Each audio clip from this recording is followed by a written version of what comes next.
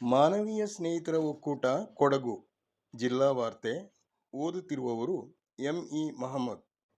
ರಾಷ್ಟ್ರೀಯ ಹೆದ್ದಾರಿಗಳಲ್ಲಿರುವ ಟೋಲ್ ಬೂತ್ಗಳಲ್ಲಿ ಸಂಪೂರ್ಣ ಡಿಜಿಟಲ್ ವ್ಯವಸ್ಥೆಯನ್ನು ಅಳವಡಿಸಲಾಗಿದೆ.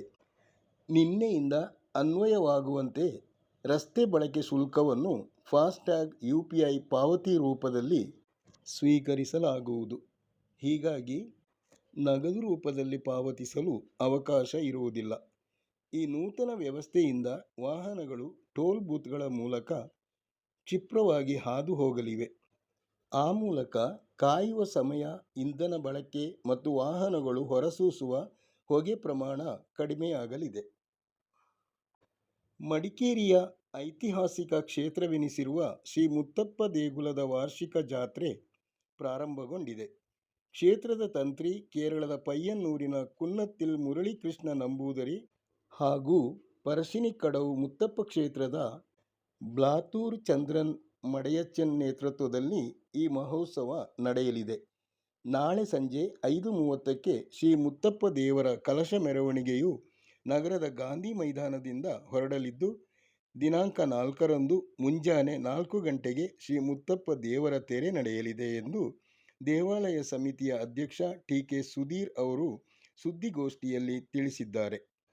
ಉತ್ಸವ ಸಮಿತಿಯ ಅಧ್ಯಕ್ಷ ಬಿ.ಕೆ. ರವೀಂದ್ರ ರೈ, ಪ್ರಮುಖರಾದ ಕೆ.ಎಸ್. ರಮೇಶ್, ಕಾಳಚಂಡ ರಾಣಿ ಗಣಪತಿ, ಉನ್ನಿಕೃಷ್ಣ, ವಾಸುದೇವ್ ಗೋಷ್ಠಿಯಲ್ಲಿ ಹಾಜರಿದ್ದರು.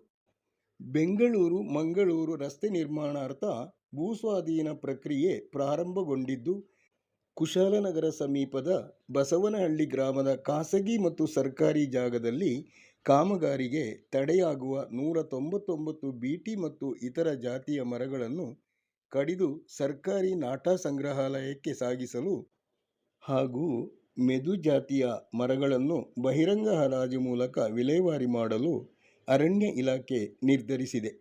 ಈ ಬಗ್ಗೆ ಏನಾದರೂ ಆಕ್ಷೇಪಣೆಗಳು ಇದ್ದಲ್ಲಿ ಸಾರ್ವಜನಿಕರು ದಿನಾಂಕ 15ರ ಒಳಗೆ ತಮಗೆ ಲಿಖಿತವಾಗಿ ಅರ್ಜಿ ಸಲ್ಲಿಸುವಂತೆ ಉಪ ಅರಣ್ಯ ಸಂರಕ್ಷಣಾಧಿಕಾರಿ ಅಭಿಷೇಕ್ ಅವರು ಪ್ರಕಟಣೆಯಲ್ಲಿ ತಿಳಿಸಿದ್ದಾರೆ.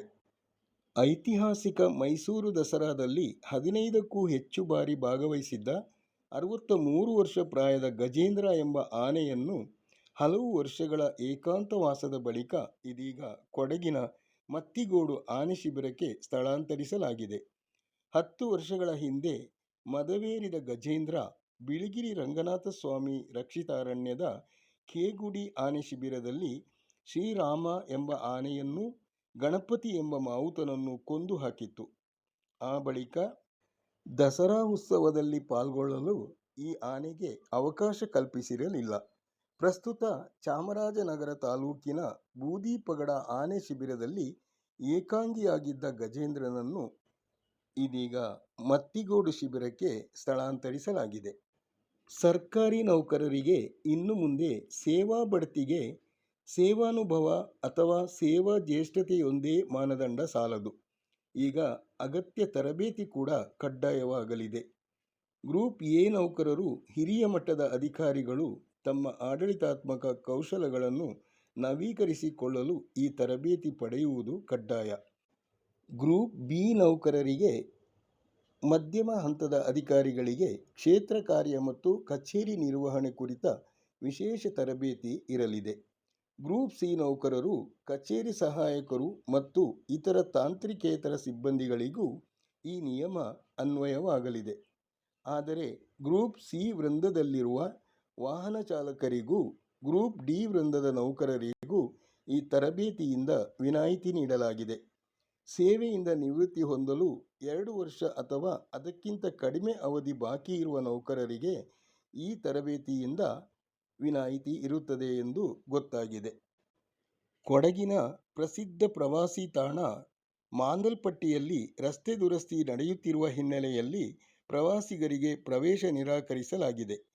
ಇದರಿಂದ ಹೊರ ಊರುಗಳಿಂದ ಈ ಪ್ರವಾಸಿ ತಾಣವನ್ನು ನೋಡಲು ಆಗಮಿಸುತ್ತಿರುವ ಸಾವಿರಾರು ಪ್ರವಾಸಿಗರು ನಿರಾಶರಾಗಿದ್ದೇ ಅಲ್ಲದೆ, ಈ ತಾಣಕ್ಕೆ ತೆರಳುವ ಬಾಡಿಗೆ ವಾಹನಗಳ ಚಾಲಕರು ಕೂಡ ಸಂಕಷ್ಟಕ್ಕೊಳಗಾಗಿದ್ದಾರೆ ಎನ್ನಲಾಗಿದೆ. ಕಾಮಗಾರಿ ಮುಗಿಯಲು ಇನ್ನೂ ಹಲವು ದಿನಗಳೇ ಬೇಕಾಗಬಹುದು ಎಂದು ಹೇಳಲಾಗಿದೆ. ಡ್ರೈವಿಂಗ್ ಲೈಸೆನ್ಸ್ ಡಿಎಲ್ ಅವಧಿ ಮುಗಿದ ಬಳಿಕವೂ ಅದರ ಮಾನ್ಯತೆ ಇನ್ನು ಮುಂದೆ 30 ದಿನಗಳವರೆಗೆ ಮುಂದುವರಿಯಲಿದೆ. ಎಕ್ಸ್ಪೈರಿ ದಿನಾಂಕದ ಬದಲು ಅರ್ಜಿ ಸಲ್ಲಿಸಿದ ದಿನದಿಂದಲೇ ಡಿಎಲ್ ನವೀಕರಣವಾಗುವಂತೆ ಮೋಟಾರು ವಾಹನ ಕಾಯ್ದೆಗೆ ಕೇಂದ್ರ ಸರ್ಕಾರ ತಿದ್ದುಪಡಿ ತಂದಿದೆ. ಇದರೊಂದಿಗೆ ನಿರ್ದಿಷ್ಟ ಕಚೇರಿ ವ್ಯಾಪ್ತಿ ಅಲ್ಲದೆ ರಾಜ್ಯದ ಯಾವುದೇ ಆರ್ಟಿಒ ಕಚೇರಿಯಲ್ಲೂ ನೋಂದಣಿ ಮಾಡಿಸಲು ಅವಕಾಶ ಕಲ್ಪಿಸಲಾಗಿದೆ. ಮೋಟಾರು ವಾಹನ ಕಾಯ್ದೆ 1988ರಲ್ಲಿರುವ ಸೆಕ್ಷನ್ 8, 9 ಮತ್ತು 12 ತೆಗೆದುಹಾಕಲಾಗಿದೆ.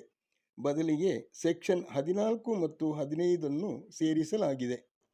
ಡಿಎಲ್ ನವೀಕರಣದ 30 ದಿನಗಳ ಹೆಚ್ಚುವರಿ ಮಾನ್ಯತೆ ಅವಧಿಯಲ್ಲಿ ಅಪಘಾತವೇನಾದರೂ ಸಂಭವಿಸಿದಲ್ಲಿ ಅಪಘಾತ ವಿಮೆ ಕ್ಲೇಮ್ ಆಗಲಿದೆ.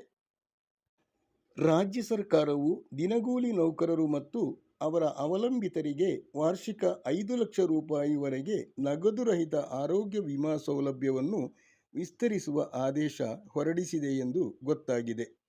ಸರ್ಕಾರಿ ಆದೇಶದ ಅನ್ವಯ ದಿನಗೂಲಿ ನೌಕರರು ಸರ್ಕಾರಿ ಹಾಗೂ ಖಾಸಗಿ ಆಸ್ಪತ್ರೆಗಳಲ್ಲಿ ಚಿಕಿತ್ಸೆ ಪಡೆಯಲು ಅವಕಾಶ ಕಲ್ಪಿಸಲಾಗಿದೆ.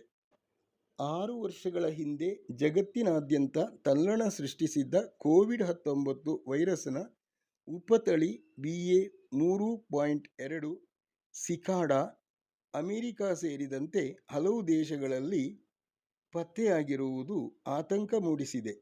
ಈ ಹೊಸ ತಳಿ ಈಗಾಗಲೇ 20ಕ್ಕೂ ಹೆಚ್ಚು ದೇಶಗಳಲ್ಲಿ ಕಂಡುಬಂದಿದೆ.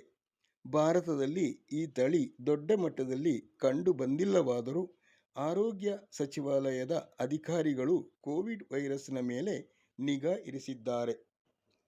ಪಶ್ಚಿಮ ಏಷ್ಯಾ ಯುದ್ಧದ ಬಿಸಿ ಭಾರತದ ಶ್ರೀಸಾಮಾನ್ಯರನ್ನು ದಿನದಿಂದ ದಿನಕ್ಕೆ ಹೆಚ್ಚು ಬಾಧಿಸತೊಡಗಿದೆ. ಆರ್ಥಿಕ ವರ್ಷದ ಆರಂಭದ ದಿನವಾದ ನಿನ್ನೆ ವಾಣಿಜ್ಯ ಬಳಕೆಯ ಎಲ್ಪಿಜಿ ಸಿಲಿಂಡರ್ ಹಾಗೂ ಪ್ರೀಮಿಯಂ ಪೆಟ್ರೋಲ್ ದರದಲ್ಲಿ ಭಾರೀ ಏರಿಕೆಯಾಗಿದೆ. ಪ್ರೀಮಿಯಂ ಡೀಸೆಲ್ ದರ ಕೂಡ ಹೆಚ್ಚಿದೆ.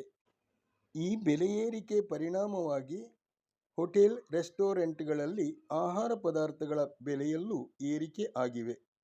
ಸಾರಿಗೆ ವೆಚ್ಚದಲ್ಲೂ ಹೆಚ್ಚಳವಾಗಿ ಅಗತ್ಯ ವಸ್ತುಗಳ ಬೆಲೆ ಗಗನಕ್ಕೇರುವ ಭೀತಿ ಎದುರಾಗಿದೆ. ಇತ್ತ ಗೃಹ ಬಳಕೆಯ ಎಲ್ಪಿಜಿ ಸಿಲಿಂಡರ್ಗಳ ಕೊರತೆ ಕೂಡ ಶ್ರೀಸಾಮಾನ್ಯರ ದೈನಂದಿನ ಬದುಕಿನಲ್ಲಿ ವ್ಯತಿರಿಕ್ತ ಪರಿಣಾಮ ಬೀರಿದೆ. ಕೆಎಸ್ಆರ್ಟಿಸಿಯು 1ರಿಂದ 9ನೇ ತರಗತಿವರೆಗಿನ ವಿದ್ಯಾರ್ಥಿಗಳ ಬಸ್ ಪಾಸ್ನ ಮಾನ್ಯತಾ ಅವಧಿಯನ್ನು ಏಪ್ರಿಲ್ 10ರವರೆಗೆ ವಿಸ್ತರಿಸಿದೆ. ಶೈಕ್ಷಣಿಕ ತರಗತಿಗಳು ಏಪ್ರಿಲ್ 10ರವರೆಗೂ ನಡೆಯುವುದರಿಂದ ಪಾಸ್ನ ಮಾನ್ಯತಾ ಅವಧಿ ವಿಸ್ತರಿಸಲಾಗಿದೆ ಎಂದು ಪ್ರಕಟಣೆ ತಿಳಿಸಿದೆ. ಕೊಡಗು ಜಿಲ್ಲಾ ಮೊಗೇರ ಸಮಾಜದ 10ನೇ ವರ್ಷದ ರಾಜ್ಯ ಮಟ್ಟದ ಕ್ರೀಡಾಕೂಟ ಮಡಿಕೇರಿಯ ಕೆ.ಎಸ್. ತಿಮ್ಮಯ್ಯ ಜಿಲ್ಲಾ ಕ್ರೀಡಾಂಗಣದಲ್ಲಿ ದಿನಾಂಕ 18 ಮತ್ತು 19ರಂದು ನಡೆಯಲಿದೆ ಎಂದು ಸಮಾಜದ ಗೌರವ ಅಧ್ಯಕ್ಷ ಪಿ.ಎಂ. ರವಿ ಪತ್ರಿಕಾಗೋಷ್ಠಿಯಲ್ಲಿ ತಿಳಿಸಿದ್ದಾರೆ. ರಾಜ್ಯದ ವಿವಿಧ ಜಿಲ್ಲೆಗಳಿಂದ ಒಟ್ಟು 60 ತಂಡಗಳು ಕ್ರೀಡಾಕೂಟದಲ್ಲಿ ಪಾಲ್ಗೊಳ್ಳಲಿವೆ. 18ರಂದು ಸಂಜೆ ಹೊನಲು ಬೆಳಕಿನ ಕಬಡ್ಡಿ ಪಂದ್ಯಾವಳಿ ನಡೆಯಲಿದ್ದು, ಉಳಿದಂತೆ ಕ್ರಿಕೆಟ್, ವಾಲಿಬಾಲ್, ಮಹಿಳೆಯರ ಥ್ರೋಬಾಲ್, ಪುರುಷರ ಹಾಗೂ ಮಹಿಳೆಯರ ಹಗ್ಗಜಗ್ಗಾಟ ಸ್ಪರ್ಧೆಗಳು ನಡೆಯಲಿವೆ ಎಂದು ರವಿ ಮಾಹಿತಿ ನೀಡಿದ್ದಾರೆ. ಕೊಡಗು ಜಿಲ್ಲೆಯ ಇತಿಹಾಸ ಪ್ರಸಿದ್ಧ ಎಮ್ಮೆಮಾಡು ಉರುಸ್ ಸಮಾರಂಭ ದಿನಾಂಕ 17ರಿಂದ 24ರವರೆಗೆ ನಡೆಯಲಿದ್ದು, ಸಾರ್ವಜನಿಕ ಸಮಾರಂಭದಲ್ಲಿ ರಾಜ್ಯದ ಮುಖ್ಯಮಂತ್ರಿ ಸಿದ್ದರಾಮಯ್ಯ ಅವರು ಪಾಲ್ಗೊಳ್ಳಲಿದ್ದಾರೆ ಎಂದು ಎಮ್ಮೆಮಾಡು ಜಮಾತನ ಅಧ್ಯಕ್ಷ ಕೆ.ಎಂ. ಹುಸೈನ್ ಸಖಾಫಿ ಅವರು ತಿಳಿಸಿದ್ದಾರೆ. ದೇಶದಲ್ಲಿ ಪ್ರತಿ 10 ವರ್ಷಗಳಿಗೊಮ್ಮೆ ನಡೆಸಿಕೊಂಡು ಬರುತ್ತಿರುವ ಜನಗಣತಿಯು ಇದೀಗ 15 ವರ್ಷಗಳ ಬಳಿಕ ನಡೆಯುತ್ತಿದೆ. 2021ರಲ್ಲಿ ನಡೆಸಬೇಕಿದ್ದ ಜನಗಣತಿಯನ್ನು ಕೋವಿಡ್ ಕಾರಣದಿಂದ ಮುಂದೂಡಲಾಗಿತ್ತು. ಇದೀಗ ದೇಶದ ಇತಿಹಾಸದಲ್ಲೇ ಮೊಟ್ಟ ಮೊದಲ ಬಾರಿಗೆ ಡಿಜಿಟಲ್ ವಿಧಾನದಲ್ಲಿ ನಿನ್ನೆಯಿಂದ ಗಣತಿ ಕಾರ್ಯ ಪ್ರಾರಂಭಗೊಂಡಿದೆ. ಇಲ್ಲಿಗೆ ಜಿಲ್ಲಾ ವಾರ್ತೆ ಮುಕ್ತಾಯವಾಯಿತು.